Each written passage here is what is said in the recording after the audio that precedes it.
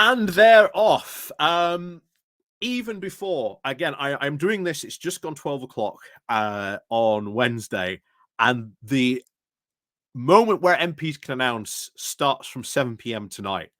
And this morning, James Cleverly absolutely had his Weetabix because, oh boy, here he is right out of the race, announcing with an op-ed piece and a video on Twitter that he was standing to be the next Conservative leader.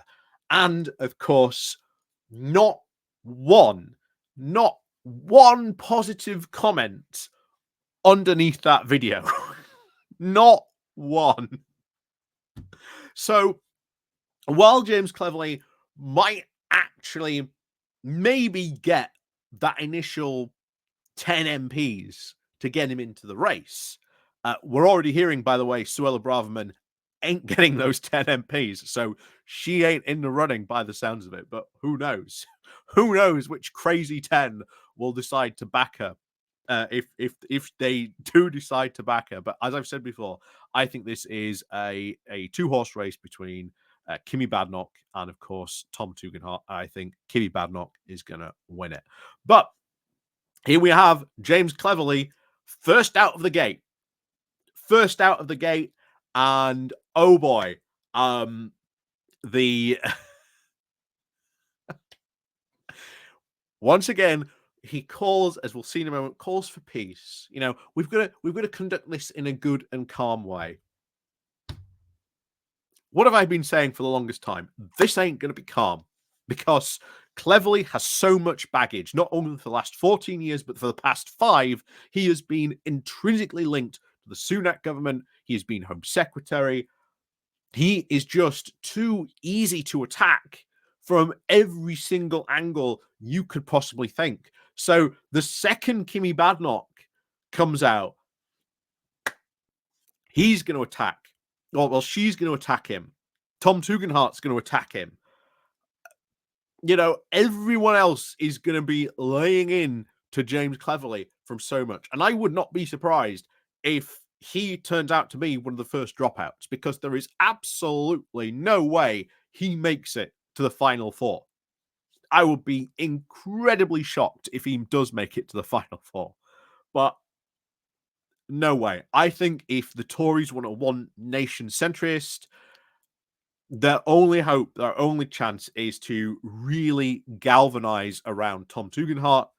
But even then, he's going to have troubles. And by the way, as always, when we look at the comments down beneath Conservative Home, very interesting that every single comment is saying whoever wins this race is only going to be a caretaker leader, that this is not the person that is going to deliver them victory. So even the own Conservative Party knows just how little or how short the next Conservative leader is going to be in power for.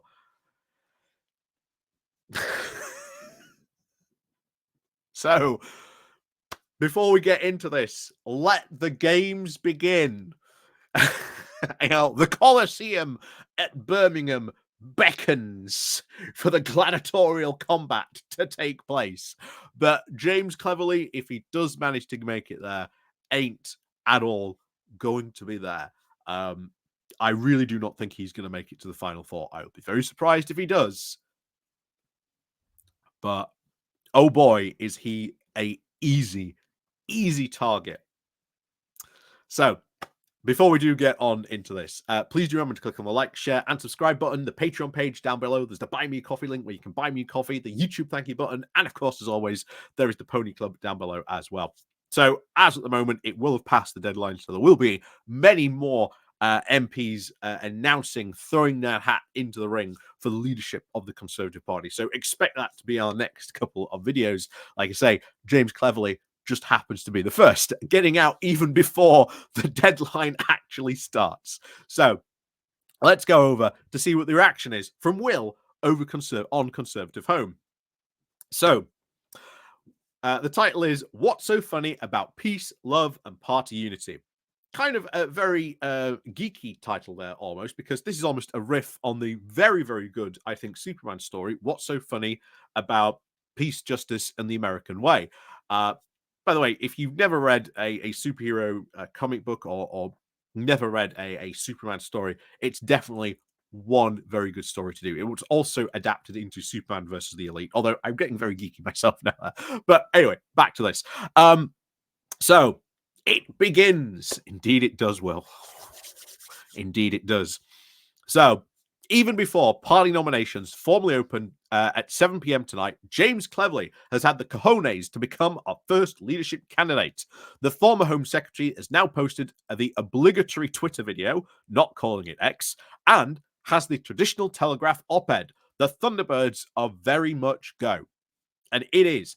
And I wonder if later on today, people will have seen this and maybe someone else launches their leadership campaign, or maybe they'll be waiting themselves.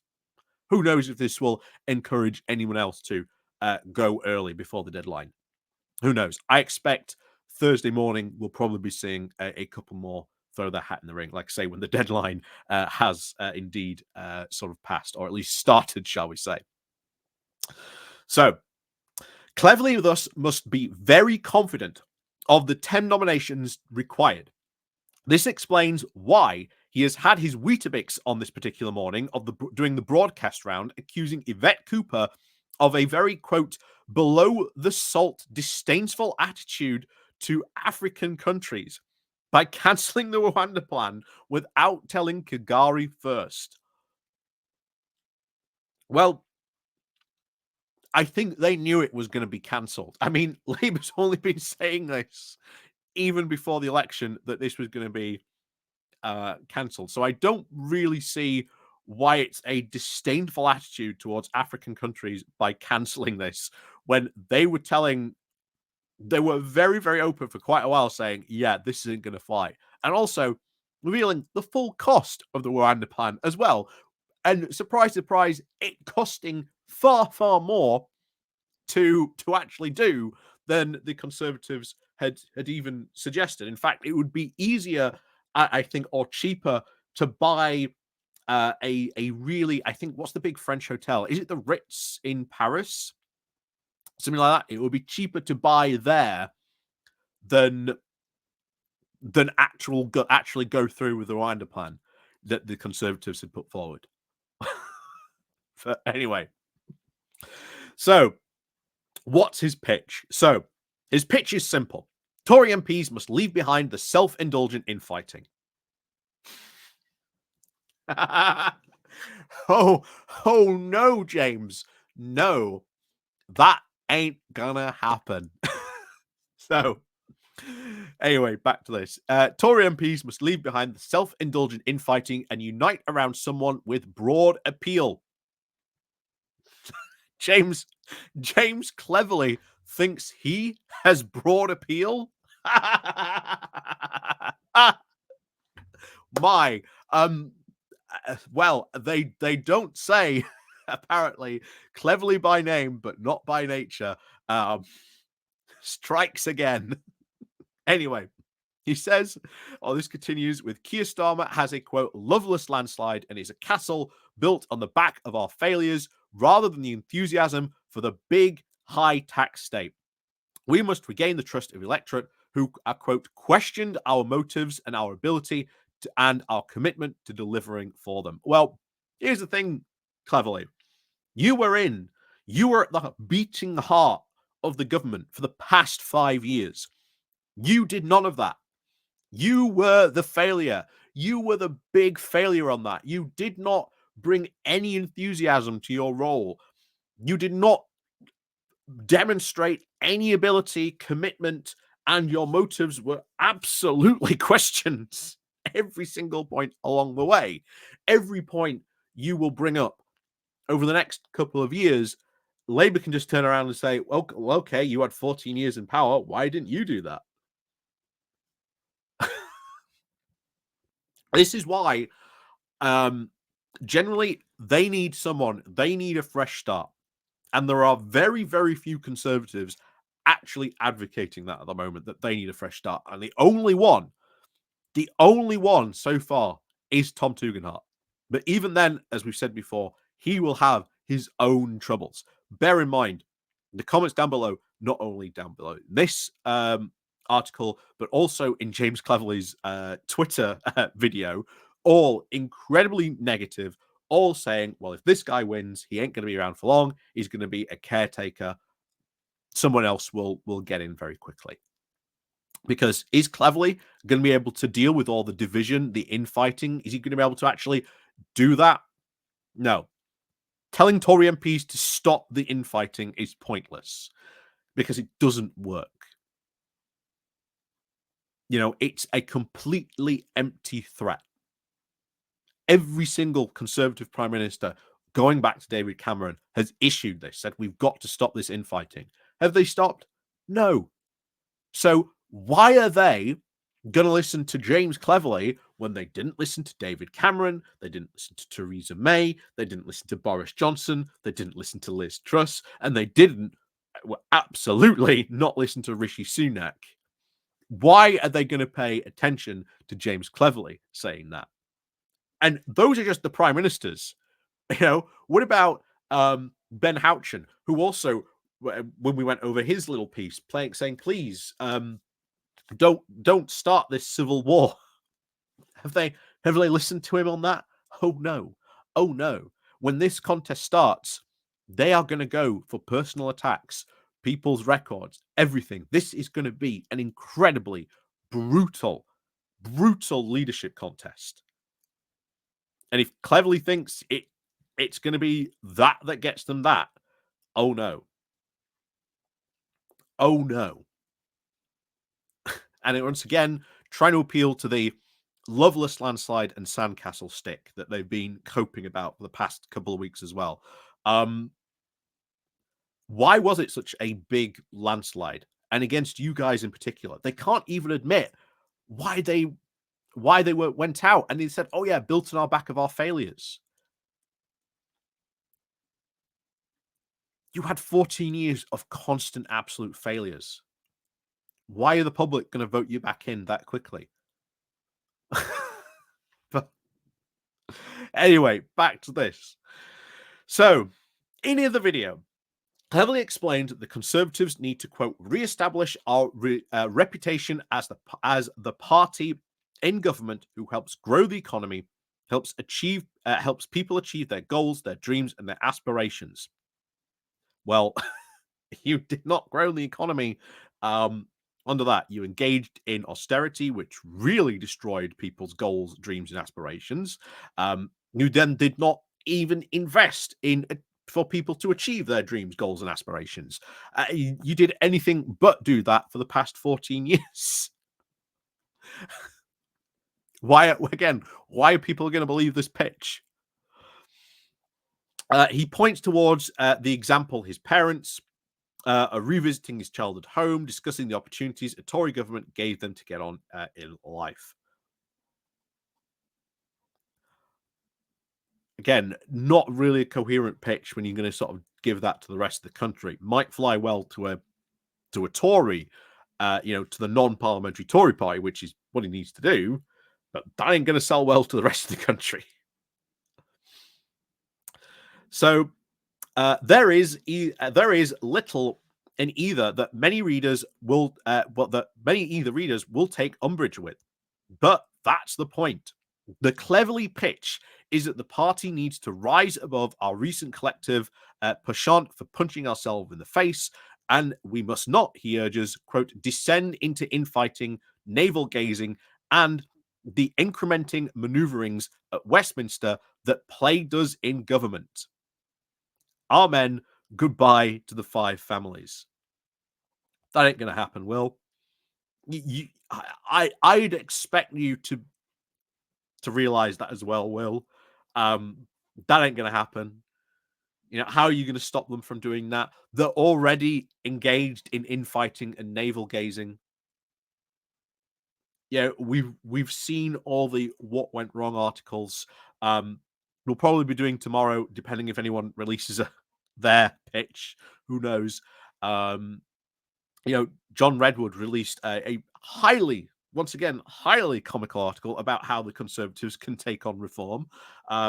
When again, they only lost 4 seats to reform, they lost far more to the Liberal Democrats. Why are you not far more worried about the Lib Dems than reform? But bear in mind, if they do pivot towards reform, then they are going to scare more people away over to the Liberal Democrats. Something that Onward, again, a conservative think tank run by Michael Gove, very, very much pointed out.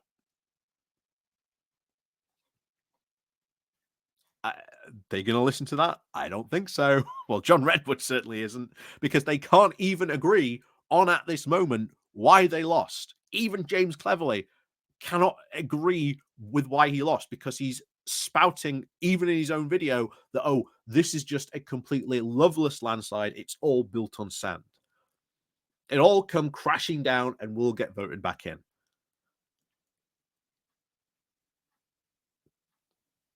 They were saying this after 1997. They are now saying it again. The Conservatives have learned nothing from their past mistakes. They've learned nothing from the past 14 years in government. They are doomed to repeat them again and again and again. So, Cleverly hopes, as it continues, that he is the best placed candidate to present this message. He has not been known for making enemies, and by the low standards of the Conservative MPs, he is thought to be quite well liked. He aims to exploit this benign environment by offering a little something for everyone, and thus upsetting everyone. Because guess what? When anyone has ever tried to please everyone, they've only ever ended up upsetting everyone. So if James Cleverly does somehow manage to win, he is going to end up in the exact same place as Theresa May did and as Boris Johnson did when they tried to appeal to everyone and failed. So, Will continues. What about, are we worried about loyalty? He served in the cabinets of both Boris Johnson, Liz Truss, and Rishi Sunak. Certainly going to be a big drag on him, and he will absolutely get attacked over that. Worried about his experience. He's a former Home and Foreign Secretary. And by all accounts, he was not a very good Home or even Foreign Secretary. We remember he got replaced by David Cameron and then brought in to the Home Office, where he even said he did not like the Rwanda plan, but was forced then to carry it out. So, worried about dissension. He voted to leave, but he is not too associated with any one wing of the party. And that in itself is going to cause a problem for him. Worried about presentation. He's eloquent, and he has a sense of humor and it can occasionally slip its moorings. I cannot think of any time James Cleverly has given a good speech, which, bear in mind, being a leader, you have to do.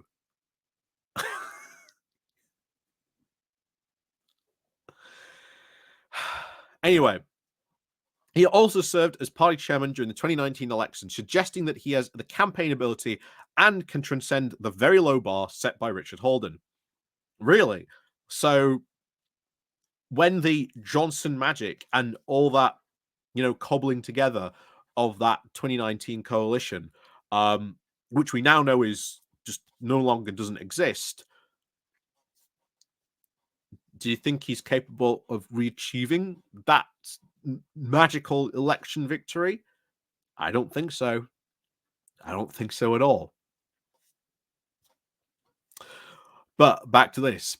But Cleverly's problem is not only that he is standing in the middle of the road and that can get you run over by both sides, but that our myriad intractable national challenges will require some very hard trade-offs to be made.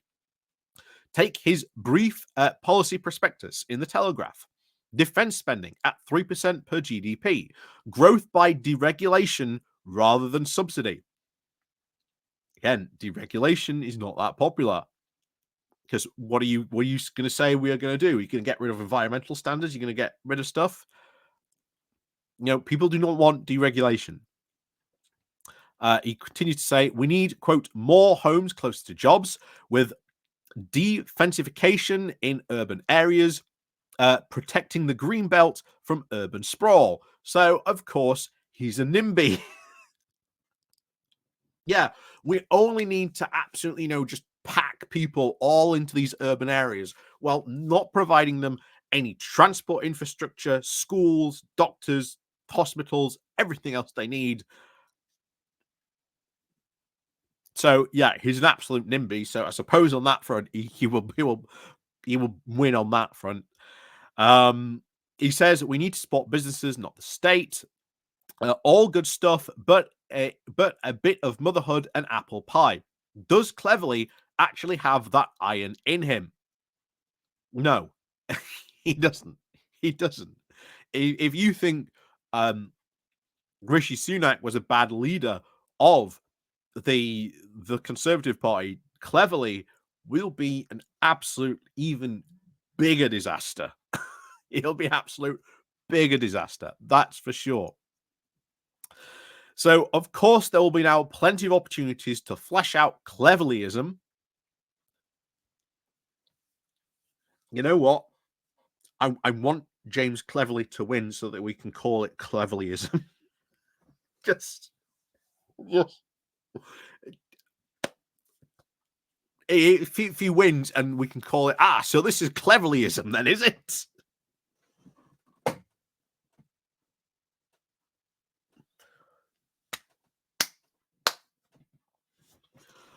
Wonderful.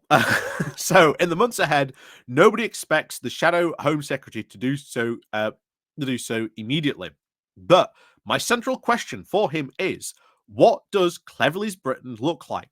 Where is the country going wrong, and what must change? He ain't going to offer that, Will. He ain't going to offer that. You should know that. You should even see it in his bare bones plan and his policy document. But there you go.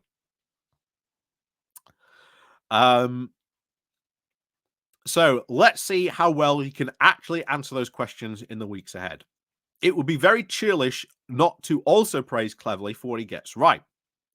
With the state of the government, it is right to suggest that we are not a pressure group or think tank, but that at the altar of ideological purity, we must not put winning back these voters who leaked to reform and the Liberal Democrats and Labour.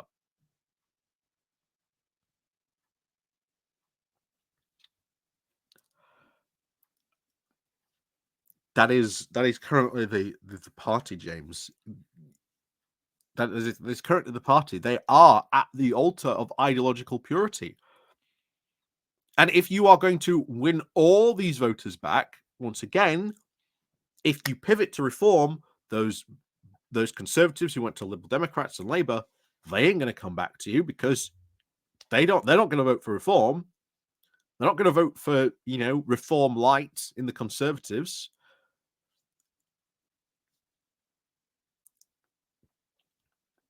He's he is his campaign is going to be a mess. It's going to be wonderful to see, but it's going to be a mess. And if he wins, oh boy, Cleverlyism. How long will Cleverlyism last? But he's also right to talk about party unity. Yes, at some point, battle will have to commence. One cannot always put consensus ahead of constructive action. But it is also palpably true that the Tory telenovela of the past 5 years has put voters off us and deprived us of respect. It ain't over yet, Will.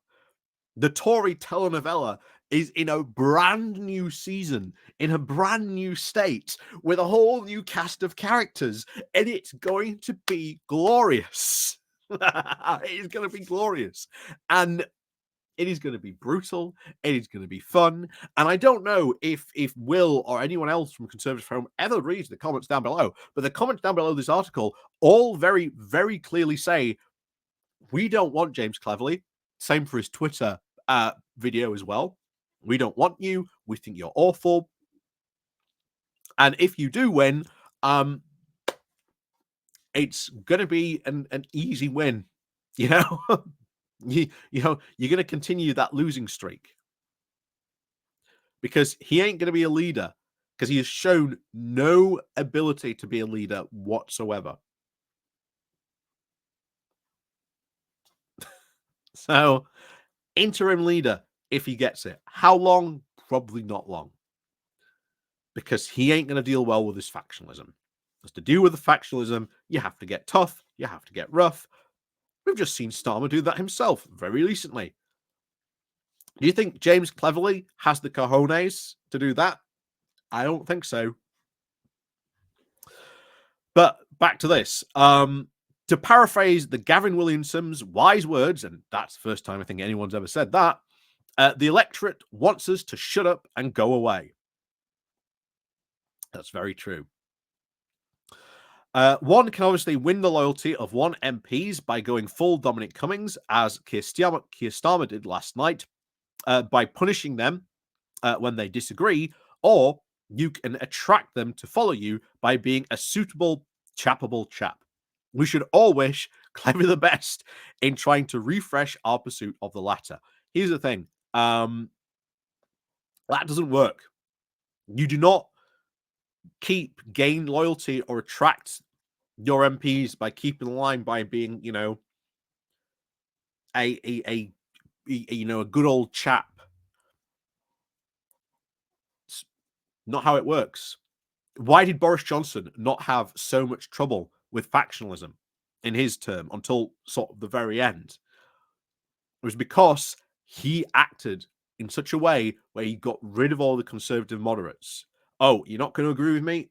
Get out of the party.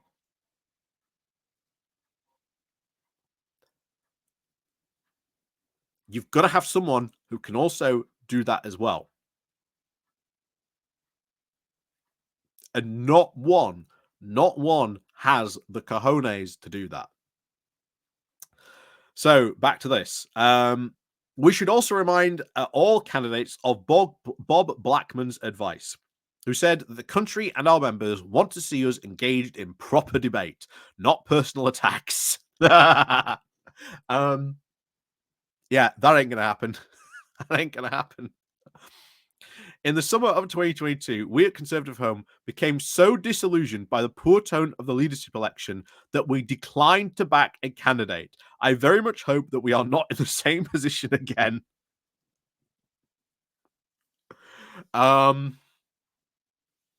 You will be in the same position again, Will, because if you think that they are all going to, gather around the campfire and sing Kumbaya while they participate in a very orderly and nicely friendly debate, think again.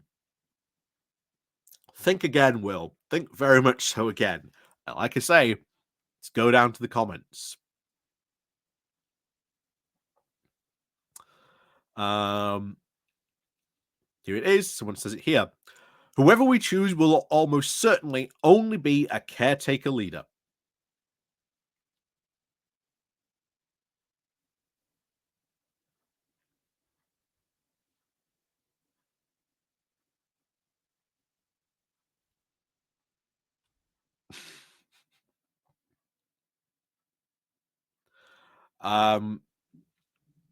Someone is, James Cleverly comes across as a nice bloke, a guy you might enjoy a couple of pints with, a mate. Not a bad start, I believe. But he did a terrible job at the HQ, but he also did not knock it out of the park. He reminds me of someone who will take over before you get the one you actually want. No, this is not James Cleverly's moment. He is going to get absolutely torn to shreds. He is going to get absolutely torn to shreds in the upcoming leadership contest. Make no mistake. His offer of, I am going to please everyone. If he wins, then he will please no one. And he will be in exactly the same situation as Rishi Sunak and Theresa May. Boris Johnson only got away with it because he had that new coalition. He had that absolutely amazing win in 2019, and he got rid of what he saw as his problem which was all those conservative moderates. And of course, in came in a new wave of right-wing MPs who, were able to prop him up. But even then, they all started infighting and fighting again towards the end. So there you have it. The first contender. Not a surprise. Not a surprise at all. But yeah, calling for peace, respect. Oh, absolutely not. Absolutely not. If Will thinks this is going to be a gentleman's debate, no, it absolutely is not. This is going to go to the floor. This is going to go to the floor almost immediately, almost instantly. And like I say, Birmingham at the Conservative Party conference, Will is going to have a front row seat to the fight that will take place between whoever makes it to the final four. Will Cleverly make it to the final four? I don't think so. I really don't think so. But I'll tell you who will do. It will probably be Kimmy Badenoch and, of course, as I said, Tom Tugendhat. And I think it will be a two-horse race between them. Because the person you've got to beat is Kimmy Badenoch.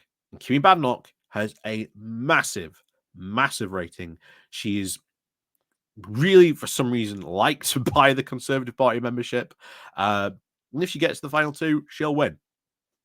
Unless something drastic happens, I don't think so.